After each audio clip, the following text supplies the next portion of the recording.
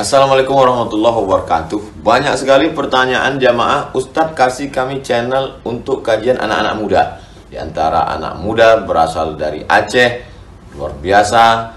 Channelnya Maulizul Akbar Nak. Tonton, subscribe, like, share, komen. Assalamualaikum warahmatullahi wabarakatuh.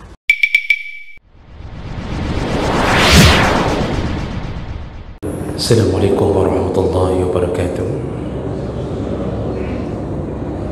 Alhamdulillahi rabbil alamin, hamdan katsiran tayyiban mubarakan fihi. Asyhadu an la ilaha illallah wahdahu la syarika lah, wa asyhadu anna Muhammadan abduhu wa rasuluhul karim. Allahumma salli wa sallim ala nabiyyina al-Mustafa Muhammadin wa ala alihi wa ashabihi ajma'in. Amma ba'd. Rabbi shrah li sadri wa yassir li amri wa hlul 'uqdatam min lisani yafqahu qawli. Segala puji bagi Allah, kemudian salawat dan salam kepada Rasulullah, pada keluarga dan seluruh sahabat-sahabatnya. Bapak Ibu jamaah salat maghrib dan isya yang Allah muliakan insyaAllah, kita akan lanjutkan masih di dalam pembahasan tentang fadilah orang tua yang ditinggal mati atau lebih dahulu meninggal anaknya ketika masih kecil. Di pertemuan yang lalu kita sudah membahas bahwa berdasarkan hadis Nabi yang sahih,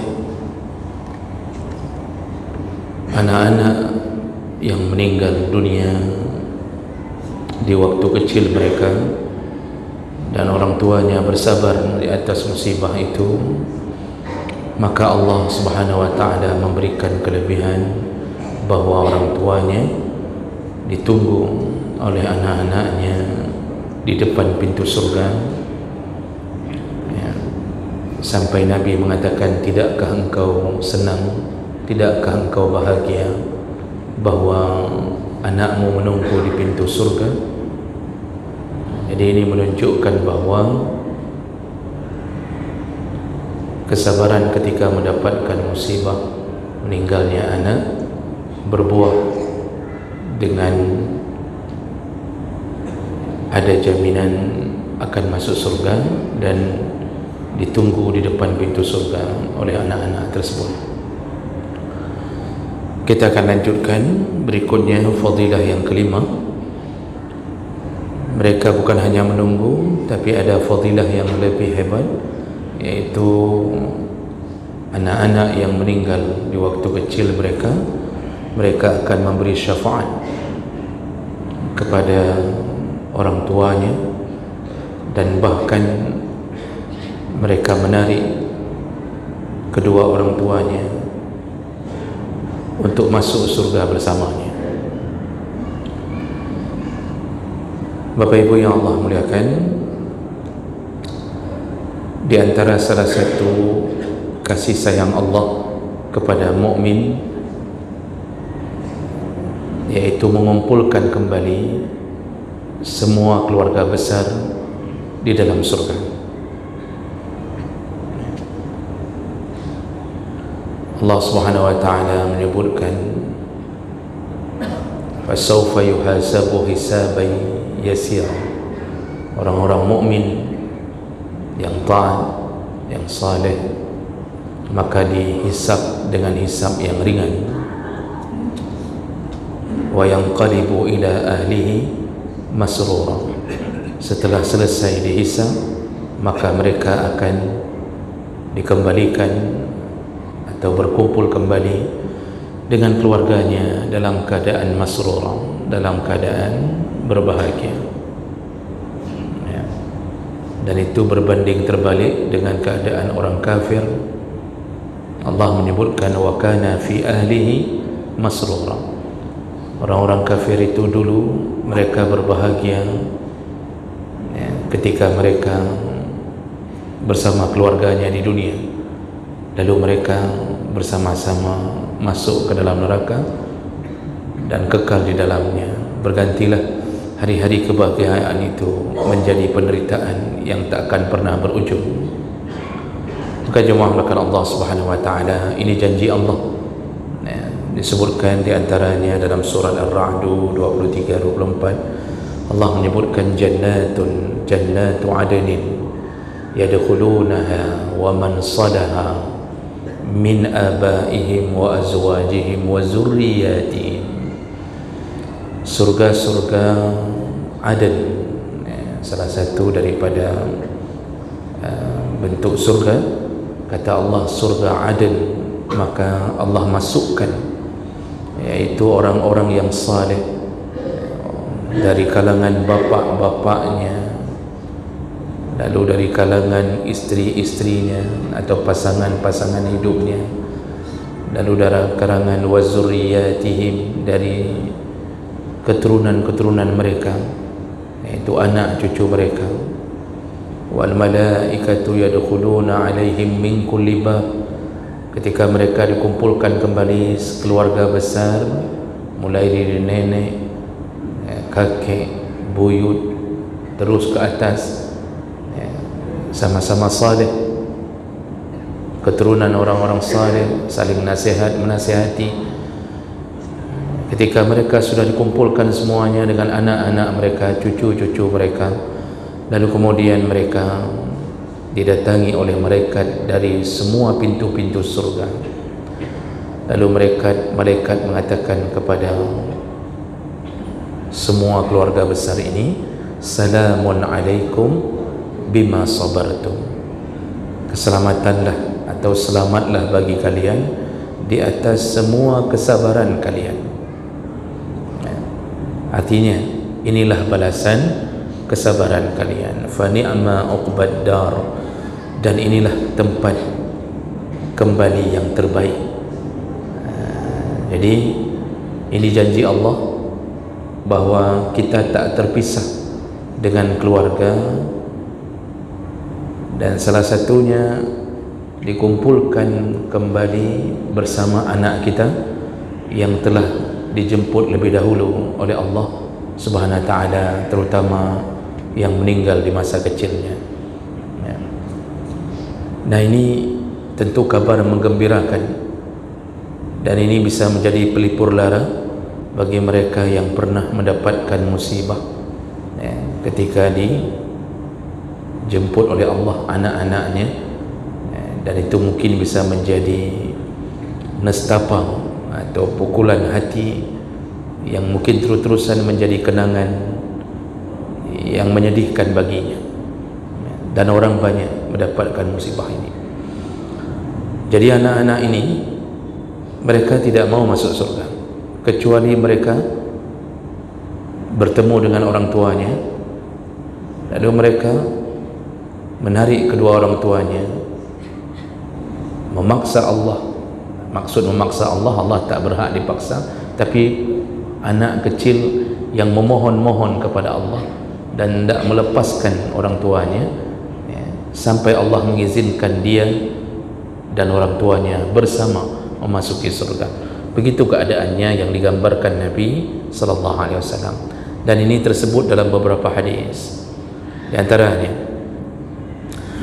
dari Abi Hasan, an Abi Hasan qala qultu li Abi Hurairah radhiyallahu anhu, dia Abu Hasan berkata bahwa aku pernah berkata kepada Abu Hurairah radhiyallahu anhu, innahu qad mata li ibnan, wahai Abu Hurairah, aku telah ditinggalkan oleh dua orang anakku. Artinya anakku sudah dua orang yang meninggal dunia, dan umur mereka tentu yang dimaksud masih kecil. Fama anta muhaddisi an Rasulillah sallallahu alaihi wasallam bihadisin tatayyabu bihi anfusana an mautana. Adakah engkau pernah mendengar hadis atau perkataan Nabi yang perkataan itu bisa menyebabkan tenangnya hati kami, yang bisa menenangkan kesedihan kami, menggembirakan kami? Ini kalimat-kalimat ini menunjukkan begitu sedihnya orang-orang yang ditinggalkan oleh anaknya, apalagi di waktu masa awal-awal kenabian. Orang Arab itu masih berbangga-bangga dengan anak laki-laki.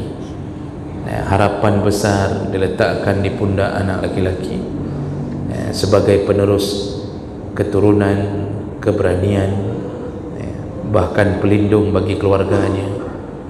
Jadi banyak yang mereka taruh harapan, dan itu dari masa jahiliyah telah berkembang.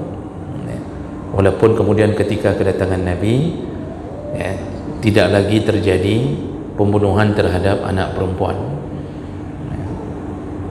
Jadi bahasa ini menunjukkan mereka begitu sedih ditinggalkan oleh anak-anaknya. Lalu Abu Hurairah berkata, "Na'am, ya, ada hadis yang berkenaan tentang itu," kata Abu Hurairah. "Sigharuhum da'amisul jannah." Lalu Abu Hurairah memperdengarkan apa yang dia dengar dari Nabi SAW. Kata Abu Hurairah, semua anak-anak yang meninggal di waktu kecil itu menjadi da'amisul jannah, yaitu jadi da'amis itu jentik-jentik surga. Maksud jentik-jentik surga seperti jentik yang bermain di dalam air, penuh, Pak. Jadi kalau Bapak lihat jentik-jentik itu, jentik itu kan sebelum menjadi nyamuk, itu kan dia dalam air itu, dia lari di dalam air dengan kecepatan yang luar biasa, lari sana lari sini. Itu jentik-jentik surga. Jadi maksud Abu Hurairah, Rasulullah mengatakan bahawa semua anak-anak yang meninggal dunia itu mereka menjadi anak-anak yang bermain-main di dalam surga. Yatalaqqa ahaduhum abahu. Lalu kemudian yang terjadi adalah mereka akan menemui kedua orang tuanya. Jadi pertemukan Allah dengan kedua orang tuanya. Fayakhuzu bisawbayhi. Lalu dia menarik. Begitu dia bertemu dengan kedua orang tuanya, yang di dunia mereka tak sempat merasakan kasih sayang orang tuanya, dan orang tuanya pun tak sempat merasakan keindahan bermain dengan mereka. Begitu dipertemukan Allah dengan orang tuanya, ini bahasa ini menunjukkan mereka langsung kenal karena dipertemukan Allah dengan orang tuanya. Jadi tidak mungkin tertukar. Kalau di rumah sakit bisa saja tertukar kalau terjadi malpraktek, tapi tidak mungkin tertukar, dipertemukan oleh Allah. Lalu apa yang terjadi? Fayakhuzu bisawbai. Begitu dia bertemu orang tuanya, langsung dia tarik, dia pegang kedua baju orang tuanya. Jadi dipegang benar-benar di pakaiannya. Au qal biyadihi, mereka dengan tangannya mencengkram baju orang tuanya. Kama akhazna bisanifati sawbaka hadza. Lalu Abu Hurairah mempraktikkan sebagaimana aku memegang pakaianmu ini. Jadi Abu Hurairah memegang ujung baju dari Abu Hassan. Fala yatanaha. Dan anak-anak itu tidak pernah melepaskan, tidak berhenti-berhenti mereka pegang, terus mereka pegang pakaian kedua orang tuanya atau ujung baju orang tuanya, hatta yudkhiluhu Allah wa abahu al-jannah. Dan itu terus-terusan dipegang sampai kedua orang tuanya dimasukkan oleh Allah ke dalam surga bersamanya. Nah, ini hadis riwayat Muslim dengan derajat yang sahih, menunjukkan apa? Mereka betul-betul meminta kepada Allah, masukkan orang tua kami ke surga. Tidak dilepas. Dan ini didukung dengan beberapa hadis yang lain, di antaranya dari Abdullah bin Mas'ud radhiyallahu anhu, qala Nabi sallallahu alaihi wasallam, man qadima salasatun min al-walad lam yablughu al-hinsa kanu lahu hisnan hasinan minan nar. Barang siapa yang ditinggal mati oleh 3 orang anaknya ketika di dunia dan mereka belum mencapai umur baligh, maka mereka akan menjadi hasinan, menjadi perisai, tameng, ya, dari api neraka. Jadi anak-anak ini yang akan menyebabkan orang tuanya tidak masuk neraka. Faqala Abu Zar, lalu Abu Zar berkata, qaddamtu isnain ya Rasulullah, anakku yang meninggal 2 orang ya Rasulullah. Qal wa isnain. Jadi maksud Abu Zar, bagaimana dengan kami yang meninggal 2 orang anak ya Rasulullah? Rasulullah kemudian menjawab, walaupun 2. Jadi 2 orang meninggal, maka dia menjadi perisai agar orang tuanya tak dimasukkan ke neraka. Faqala Ubay bin Ka'ab, lalu berkatalah Ubay bin Ka'ab, qaddamtu wahidan, bagaimana denganku ya Rasulullah, yang meninggal anakku cuma 1 orang. Jadi seakan-akan mereka berlomba-lomba mengadukan banyaknya anak yang meninggal. Jadi ketika Rasulullah mengatakan yang 3 orang akan menjadi perisai, orang tuanya tidak masuk neraka, berlomba-lombalah sahabat memberitahu bagaimana keadaanku 2 orang. Jadi seakan-akan terselip bahasa, ya, seandainya aku yang meninggal itu 3 orang, yang 1 pun berharap kayak mana keadaan kami yang cuma 1 orang. Jadi ini imannya para sahabat. Begitu mendengar janji-janji tentang akhirat, maka mereka tak peduli lagi dengan semua musibah di atas dunia yang telah menimpa mereka. Maka mereka kemudian mengatakan, bagaimana kami yang cuma meninggal 1 orang? Qala, Rasulullah mengatakan, wa wahidan, walaupun yang meninggal 1 orang, maka dia menjadi perisai untuk orang tuanya daripada api neraka. Walakin zaka fi awwali sadamah. Namun kata Rasulullah, itu semua bisa terjadi kalau orang tuanya bersabar di pukulan yang pertama. Nah, ini yang penting dicatat. Ini hadis riwayat Ahmad, Tirmizi, Ibnu Majah dengan derajat sahih li ghairi. Jadi di ujung hadis Rasulullah mengatakan semua itu, artinya anak-anak itu bisa menjadi penyebab terhalangnya orang tua masuk neraka. Artinya mereka lah menjadi penyebabnya. Itu kalau orang tuanya ketika meninggal anak-anaknya, mereka bersabar pada pukulan yang pertama. Bagaimana pukulan yang pertama? Kabar pertama kali sampai, langsung mereka bersabar. Jadi ketika kita masukkan pesantren kelas 1 SMP belum balik. Kalau anak lelaki itu S1 SMP belum balik, kemungkinan baliknya kelas 2 SMP atau 3 SMP, karena lelaki lebih lambat daripada perempuan baliknya.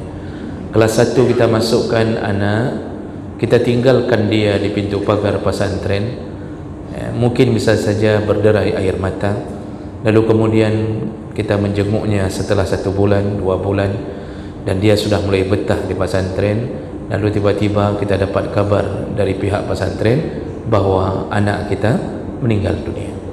Apakah bisa saja jatuh atau tenggelam? Karena ada beberapa kejadian begini. Bagaimana sikap kita ketika kita menerima kabar itu? Apakah kita langsung meronta? Apakah kita langsung meratap? Apakah keluar kalimat-kalimat, ya, tentang nasib kita yang begitu buruknya? Kenapa Allah memberikan keadaan itu untuk kita? Bisa saja itu anak kita satu-satunya. Bagaimana sikap kita? Itu yang disebut pukulan pertama. Kalau kita bersabar, terkejut itu hal yang lumrah, panik itu hal yang biasa. Tapi ketika iman bicara, maka semua kepanikan itu, semua rasa kecewa, semua keadaan yang begitu menyedihkan terselimuti dengan rasa sabar. Nah, mulailah antara suami isteri mengatakan sabar, ya, bagaimanalah kita buat kalau sudah Allah menentukan, terimalah semua takdir Allah. Begitulah keadaan orang-orang yang ditimpa musibah pada pukulan pertama, yang akan diberi fadilah oleh Allah bahwa nanti anaknya itulah, ya, yang diambil oleh Allah akan menjadi penyebab dia tak akan masuk neraka, dibarengi dengan kesabarannya. Ini kan pernah terjadi Pak pada Abu Darda Abu Talha, itu istrinya Ummu Sulaim. Kalau saya tidak salah itu Abu Talha, ya, istrinya Ummu Sulaim pergi kerja, masih ada anak bayi. Lalu setelah pergi kerja pulang sore, ternyata ketika dia pergi, anaknya ini itu meninggal dunia, ya. Dan sebelum itu sudah mulai sakit, ada panas, meninggal dunia, ya. Meninggal dunia di waktu malam menjelang maghrib, itu meninggal dunia.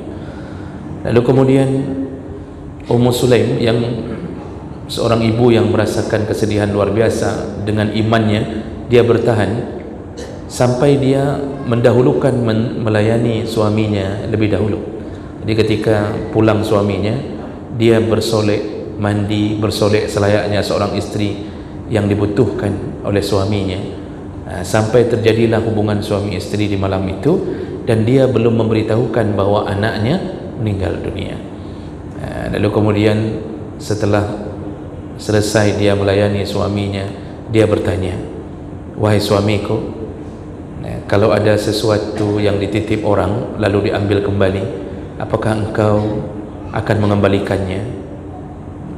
Langsung suaminya mengatakan, "Tentu, wajib kita kembalikan."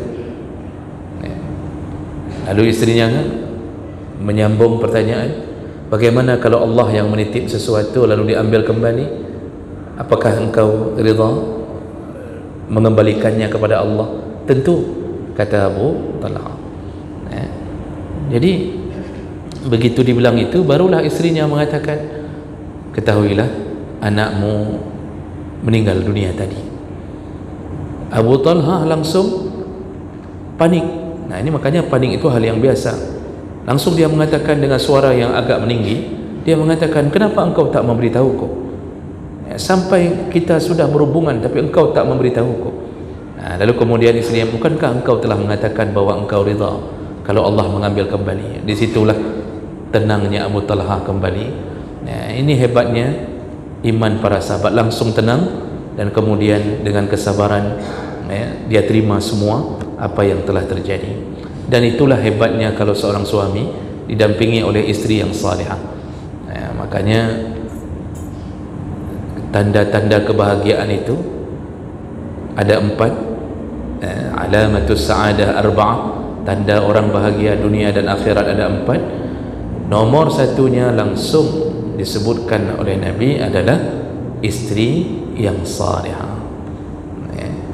Jadi mendapatkan istri yang salihah, mendapatkan tetangga yang saleh, rumah yang nyaman, kenderaan yang layak naik atau layak pakai.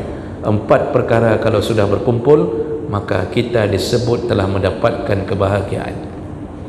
Tapi nomor satunya mendapatkan istri yang salihah. Kenapa begitu? Karena istri yang salihah bisa menyelesaikan banyak perkara di dalam rumah, bahkan bisa menenangkan hati suami yang sedang galau. Apalagi kita ni Pak, suami-suami ni, itu kan kita ni walaupun badan kekar, tetapi banyak di antara kita ketika sakit itu tak mampu merawat diri, bahkan lebih manja daripada anak-anak. Rasakanlah sendiri Pak, bagaimana orang-orang laki ketika sakit itu sebentar-bentar panggil istri, sebentar-bentar dipanggil, suruh ini, suruh itu, Kak Blok, Bu Siat, beli ini sebentar, saya ingin begini, tolong cebok, tolong begini. Pening saja kita sudah mengeluh ke istri, "Aduh ya Allah, kepalaku pening sekali." Langsung kemudian tertidur, kasih tahu istri, "Tolong garuk di badan." Pening tapi suruh garuk. Makanya kan pening kan pakai yang untuk pening-pening Pak. "Tolong garuk sebentar ini." Kemudian kaki sudah begini, kemudian urut, macam kita bilang. Kalau istri sakit, bandingkan kalau istri sakit Pak. Adakah dia akan mengatakan ke suaminya, puning sekali ya Allah, tolong garuk sebentar. Kata suami, hana wate dong baru yang tengah main bola, Aceh dengan Sulawesi yang kata. Tak ada waktu dia. Isteri bahkan tak mengeluh. Banyak isteri yang sakit tertidur menahan diri, tak mengeluh. Memang tubuhnya tak kekar seperti kita, tak kuat. Dia tak mampu mengangkat besi dan apapun benda yang berat seperti kita. Tapi keteguhan hati seorang wanita salihah itu melebihi kita. Maka bersyukurlah ketika mendapatkan isteri yang salih. Itu contoh kejadian kesabaran. Meninggal anak, dan akhirnya nanti ujung ceritanya itu Abu Talha dan Ummu Sulaim diberikan anak oleh Allah sebagai ganti anak mereka yang meninggal di atas kesabaran mereka. Itu jumlahnya tak 10 orang lagi. Setelah itu semuanya saleh, bahkan dalam riwayat disebutkan semuanya penghafal Quran.